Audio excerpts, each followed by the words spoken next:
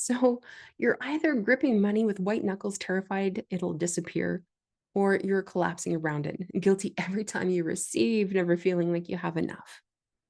Both patterns are saying the same thing. Your inner masculine and feminine aren't dancing together. And until they do, money will always feel like a struggle. In the last audio, we talked about how money mirrors your distorted sense of self. And today, we're going deeper with the second lens, money as a reflection of the balance or imbalance between your giving and receiving energy. This isn't about gender, it's about the two currents that run through all of life, the masculine current of structure, action, and direction, and the feminine current of reception and flow and nourishment. And when these two are out of sync, money becomes the battleground. So when your inner masculine is distorted, money gets gripped. You hustle endlessly, you control every dollar, you're terrified of loss, so you hold tight, plan obsessively, and never let yourself rest. It feels like if you stop pushing, everything will fall apart. This isn't strength. It's fear wearing a productivity mask. And the distorted masculine doesn't trust flow. It doesn't trust that support can come without force. So it clenches. And money, in response, becomes rigid, stuck, a source of stress instead of ease. And when your inner feminine is distorted, money gets collapsed around. Boundaries disappear. You feel guilty receiving. You say yes when you mean no. You undercharge, you overdeliver, and then wonder why you're exhausted and broke. Enoughness never feels within reach, not because you don't have enough, but because you've lost the capacity to hold what you receive. And this isn't generosity. It's depletion wearing a spiritual mask. And the distorted feminine doesn't trust its own value. It doesn't believe it's allowed to receive without earning it through sacrifice. So it leaks. And money, in response, flows out as fast as if it comes in.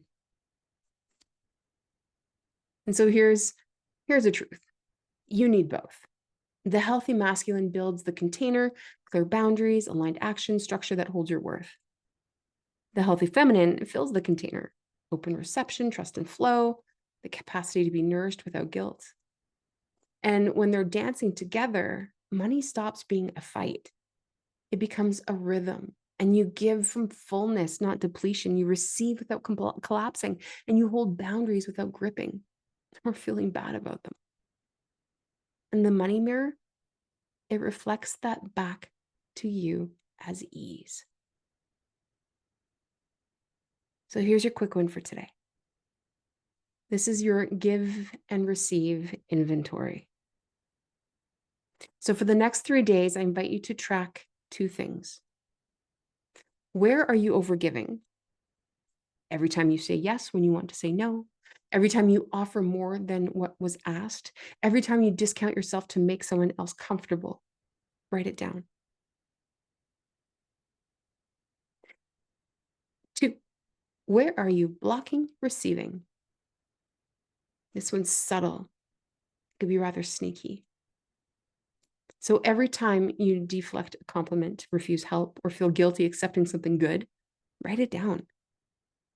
And then at the end of 3 days, look at your lists and ask yourself, am I living in a distorted masculine, controlling, pushing, gripping, or distorted feminine, collapsing, overgiving, boundaryless?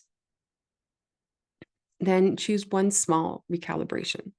So if you're overgiving, practice one no or one boundary. And if you're blocking receiving, practice one thank you without deflecting and just let it land. Start small and let your nervous system learn the new rhythm. Because money isn't flowing because your masculine and feminine aren't in balance. It's that simple and that profound. So you don't need to hustle harder or surrender more. You just need to learn the dance between the two. Strong boundaries with open hands, aligned action with deep trust.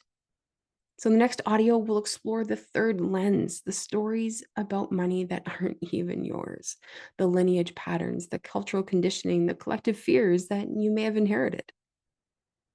But if you're done with the quick fixes and ready for real recalibration, Inner Alchemy is opening for its final arc of 2025. And we're spending this last quarter rewiring sacred reciprocity at every level. So you step into 2026 as your abundant self, not as someone still fighting the same old patterns.